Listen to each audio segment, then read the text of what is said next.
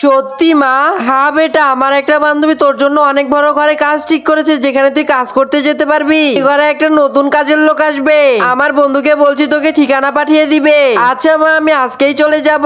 মা, কখন আসবে নতুন কাজের লোক? এই তো এখনই চলে আসবে। মা, তুমি জেনে না জেনে তুমি তোমার বোনের কাছে কাজের জন্য চলে এসেছো।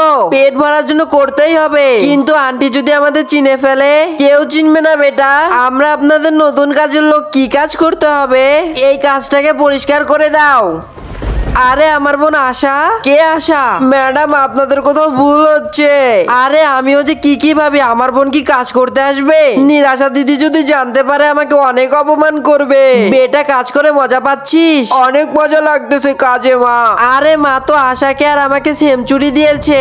আরে আমি দিয়ে একই চুড়ি পরে এখানে চলে এসেছি, তাড়াতাড়ি বোন দেখার আগে লুকিয়ে ফেলি। আরে ওই চুড়িটা আর এই চুড়িটা।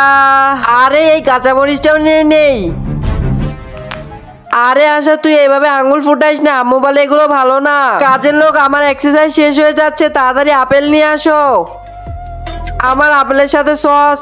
তার আগে দেখবো কারা শয়তানকে হারিয়ে মা বাবাকে ভালোবাসে। যারা মা বাবাকে ভালোবাসে তারা ভিডিওতে লাইক করে চ্যানেলটিকে সাবস্ক্রাইব করে দিবে, আর যারা শয়তানকে ভালোবাসে তাদের লাইক সাবস্ক্রাইব করতে হবে না, এবং কমেন্টের শেষে আই লাভ ইউ মা বাবা লিখে যাবে। কি নিরাশা দিদি, আপেলের সাথে সস কে খায়? আরে এটা আমার সিক্রেট, কাউকে বলবি না, তাহলে মানুষ পাগল ভাববে। আরে এই চিহ্নটা তো আমি জানি না, ছোটকাল থেকেই রয়েছে। মেম সাহেব, আমি আজকের মতো চলে যাচ্ছি। আরে আমার বোন আশা।